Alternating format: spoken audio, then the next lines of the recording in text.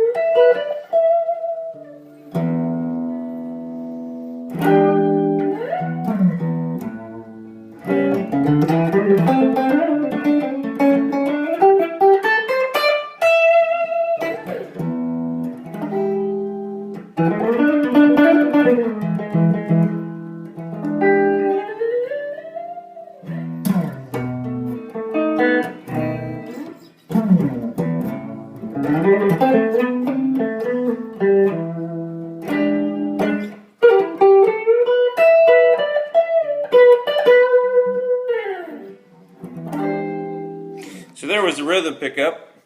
This guitar has got a beautiful sound, like I said before. This was always a bucket list guitar for me, and I'm lucky enough to have it.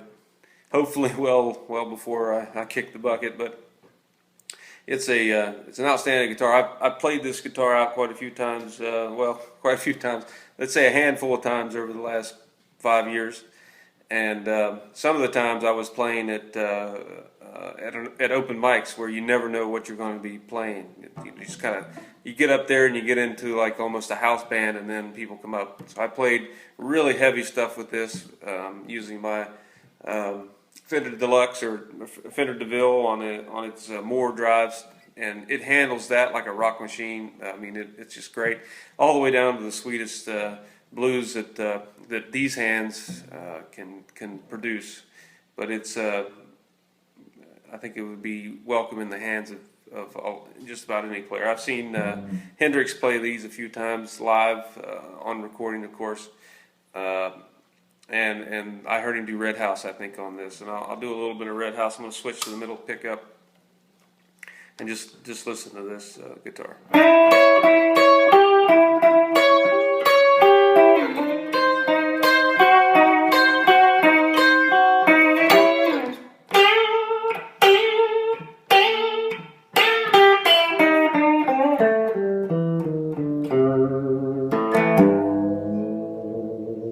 Just a little bit of intro to Red House there, with some little things added at the end to try to make it come back to where I wanted it to come back to. But it's just a beautiful guitar, sounding guitar all the way around, and with such little mass, it's amazing. I think it has to do with it's all mahogany, so it's a real dense piece of wood, and it just produces a beautiful sound. I know Les Paul, the person, didn't like this guitar, and when it first came out in 1960, he told Gibson to get his name off of it. I don't know if it was right away or in early '61, but he didn't believe in it comparatively to his belief in a solid body guitar. He would like it to be a railroad tie with strings. But I heard an interview with him later in life where at some point over that period when he didn't like it to the time he passed away, he fell in love with these guitars and also wished that he would have had the revenue that he's generated, because I think these were Gibson's best-selling solid body guitar. If anybody knows much about the 58, 59, 60 Les Paul, 60 was the last year for the Les Paul. It started much earlier, I think in 52, I believe, as a gold top with P90s. But it only ran to 60 and then it failed. It wasn't a very popular guitar. It wasn't until Jimmy Page and Eric Clapton and such played them and people saw them that they actually started bringing them back around and reissuing them basically again. But after 60, you couldn't buy a new Les Paul until that time. So this was the new Les Paul. Now, after Les took his name off of it, they decided to call it the SG. I've heard solid guitar. Who knows what it really stands for, but all I care about is a great guitar, and it does a lot of different sounds, and it really works well for me. So now I'm going to go down to the treble pickup and play a little bit for you.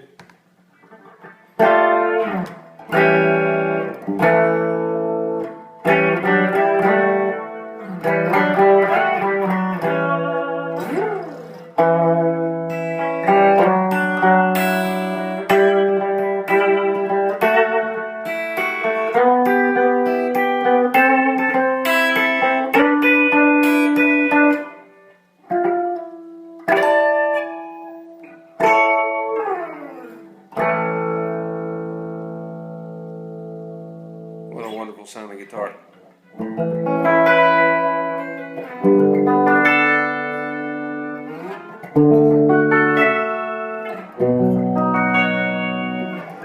There's just something about a Gibson and the quality of the tone that comes out of one. I've had a lot of nice Stratocasters, and they're good for cutting, they're good for lead, they're good for everything in my opinion. You can get a lot of different sounds, but sometimes they're not as warm, and I think it has a lot to do with the humbucking pickups and the wood material they're made out of and such. But this guitar always makes me feel good when I'm playing it.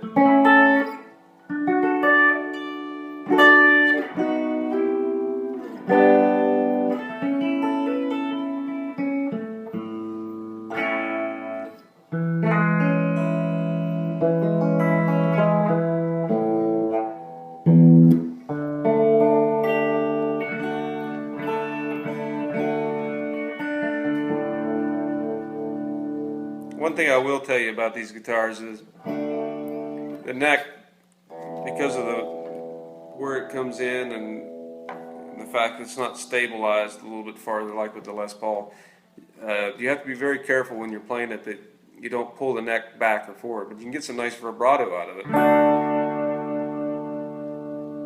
But I'm a really hard player, play really hard, push really hard on the strings, so I have to tone down my playing when I play one of these, or I'll pull it in and out of tune.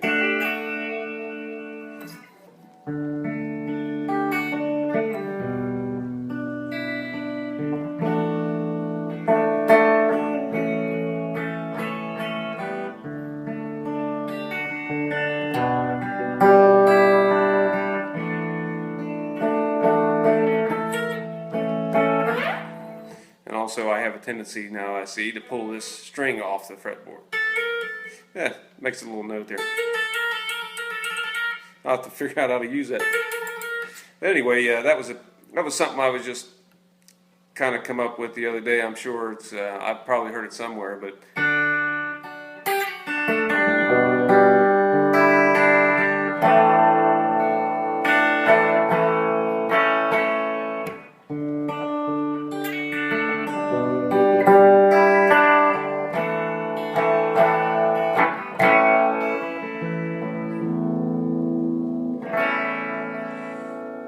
okay, so there's the three settings and the guitar and a clean sound. What I'm going to do on the next go around of these guitars is I'll plug them into my AC booster or maybe something else that I have here, and we'll get some more rock tones out of them. But I just wanted to give you a little bit of what I consider the most clean sound that I like. I don't like a really clean sound, but this Super Reverb's got a beautiful tone.